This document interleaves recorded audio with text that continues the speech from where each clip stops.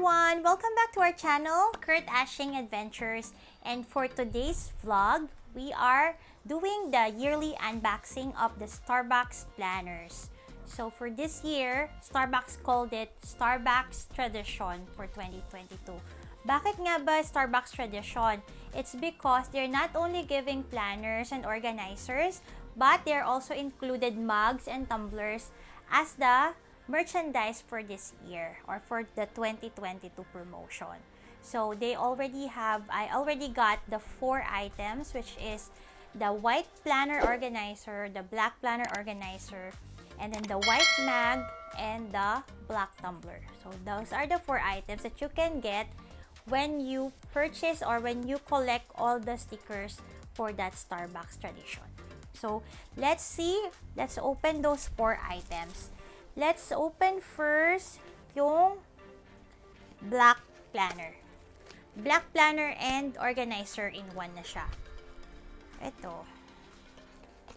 So, inopen ko na siya kanina, so wala na siyang plastic. Ayan. So, inside is, ito yung organizer. Ito yung organizer. Nakita nyo, black siya. And meron siyang engraved dito. And the Starbucks logo sa taas. Maganda yung leather niya. Maganda yung texture. And you can see as a gold zipper with gold star. So, open natin yung loob. So, inside, you'll get or you'll see the planner. Yung maliit na planner. So, this is like a notebook wherein you can put yung mga meetings and mga plans mo for the year of 2022. Open natin siya. So, ito yung pinaka-planner niya. If you can see, ganun din yung texture niya as like doon sa organizer, yung lagayan niya. Maganda yung texture. It also have the Starbucks logo here. And may engraved din siya dito. Tapos, inside, of course, is yan. Ito yung una mo makikita in the introduction. And then, you can put your information, your personal information in this page. And, ayan, ito yung design niya inside for January. So, every month, meron siyang different design. So, for January, ito, very colorful yung design niya. And then, you'll see yung weekly, pwede kayo magsulat on a daily basis kung ano yung mga plans and other meetings or any occasion, events that you need to input para lagi mong matatandaan. So, yan. Ito yung pang February niya. So on and so forth hanggang December, meron siyang iba't ibang design every month. And then, let's see, kasi every year, they have also coupons na naka-insert sa kanilang planner. So, let's see kung meron din this year. So, guys, upon checking, wala na siyang voucher, yung mga coupon, freebies, buy one, take one na drink. Wala na siya dito sa wala na siya dito sa planner nila. Which is, usually, yun din yung nililook forward ng mga tao. Kasi, syempre, you'll get to, get discounts, tas freebies. Syempre, diba, important din yun para makakatipid tayo when purchasing drinks sa Starbucks. But this year, wala tong black. I'm not sure why. Pero, let's open all the Starbucks Tradition. Baka, wala lang to or yung iba meron. Let's see.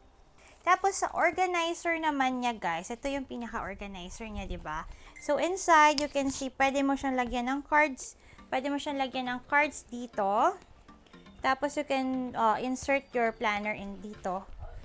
Tapos, lagyanan ng ballpen. Pwede din siya. So, this is also good for traveling kapag kapunta sa airport. Maganda siya. Very helpful to put your passport and other tickets and other vouchers na kailangan mo. Very handy din siya. Yan. That's the black Starbucks planner organizer.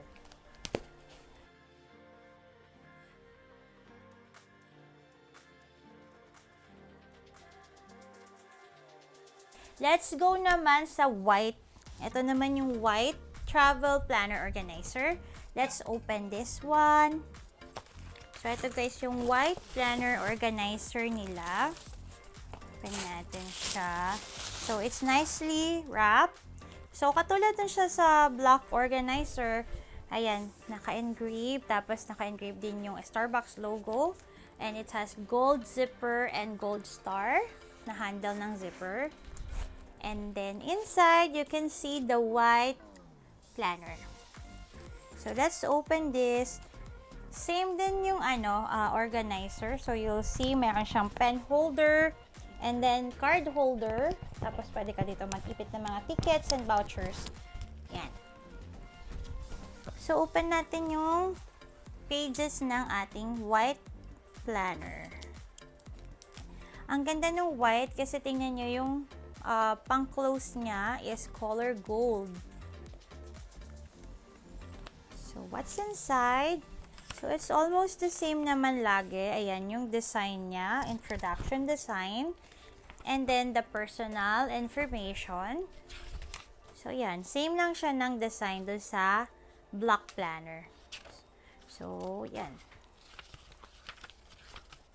So, apparently, wala talaga siya ng mga vouchers na.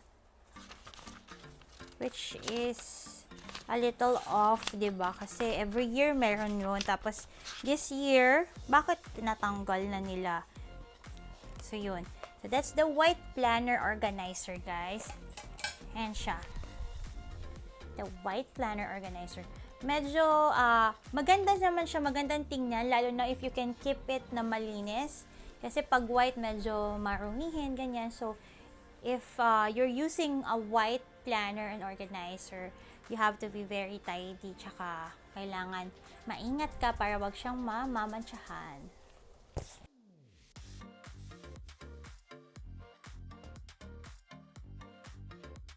Up next is the black tumbler, guys. Ito yung black tumbler.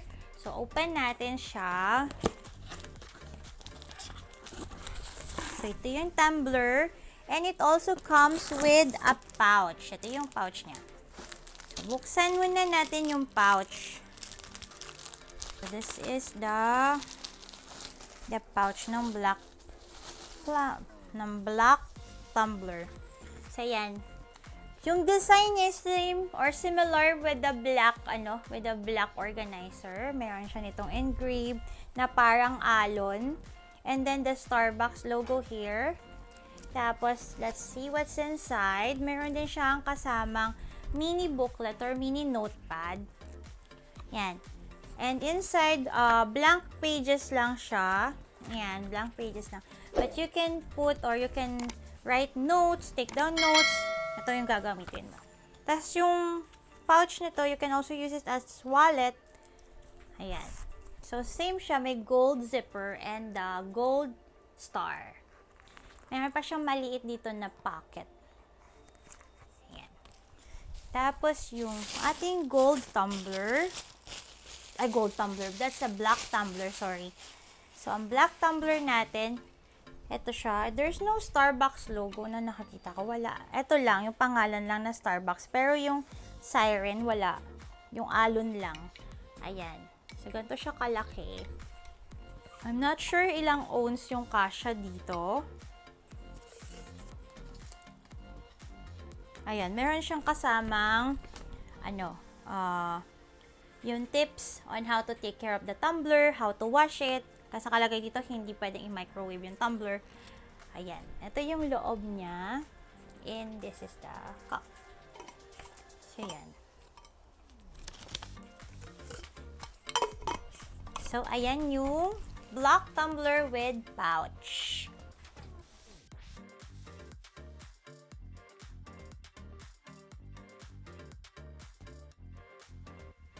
Last but not the least, guys, is the white mag. Ito, with pouch din siya. So, open natin siya. So, ito yung mag. And this one is the pouch. So, open ulit natin muna yung pouch niya. So, similar lang siya din doon naman sa white nating planner. Yung design is the same with the Starbucks logo here on the gold zipper and the gold handle ng zipper na star. And inside is the notepad. Ayan. Blank notepad. And also, meron din siyang same dun sa kabila is the pocket in sa likod. Ayan. And then, this is the mug. Yung white mug naman. Ayan. Ito yung white mug. Yung texture niya is parang yung meron ding alon. Yan. Mahawakan mo yung texture niya. And yung logo nasa gitna. Yan. Ito yung mug. Yan. So, ito yung white mug and pouch.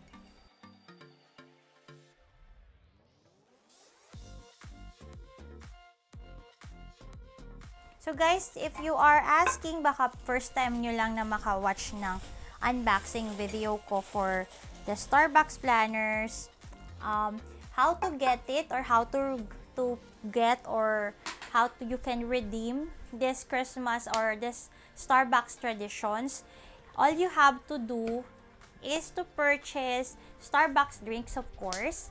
So, pag naka-18 kayo na drinks, you'll get one of the Christmas traditions. So, you can choose if you want the mug, the tumbler, or the organizer.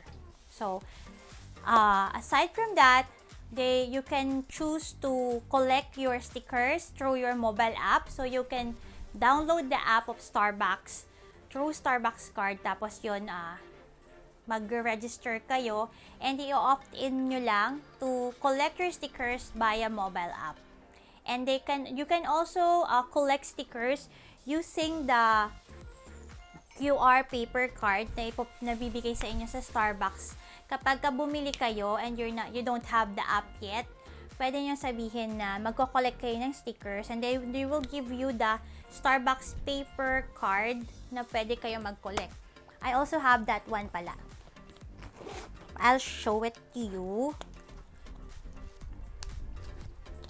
So, if you don't have the app, tapos purchase kayo ng drinks sa Starbucks, you can get the stickers through this card. It's a paper card. Ayan. Tapos, for your next purchase, i-show nyo lang to sa kanila.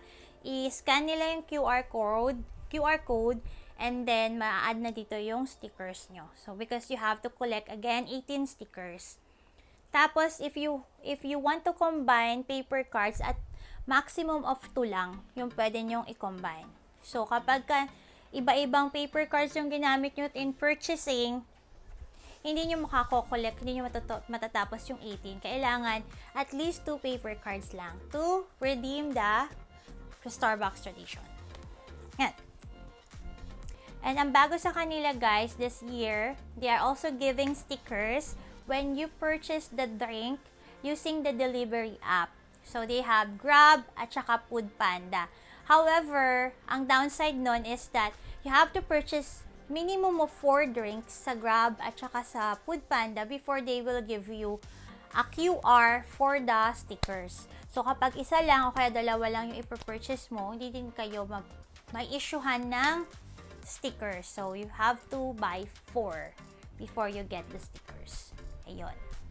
So, guys, nga pala, as a yearly tradition din ng aming vlog, we are also giving away these planners. Some of this, yung mga hindi namin gagamitin, we will be raffling off these items next year. Pagpalit na ng taon siguro.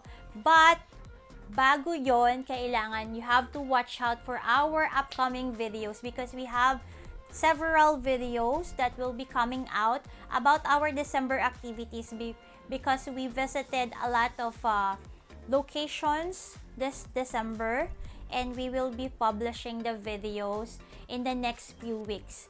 And the questions para makasali kayo dun sa aming raffle for the Starbucks tradition will be coming from those December vlogs that we will be publishing. Okay? So watch out for those videos para makasali kayo sa aming Christmas tradition raffle as well.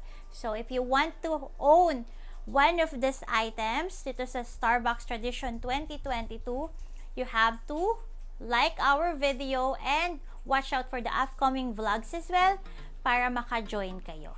And of course, lagi kayo mag-subscribe kayo sa channel namin para updated kayo kung kailan kami mag-raffle. So guys, if you like this video, don't forget to click that thumbs up button, like, share, and subscribe to our channel, Dashing Adventures, and see you for our next vlogs. Thank you. Have a great day. Merry Christmas, everyone. Bye-bye.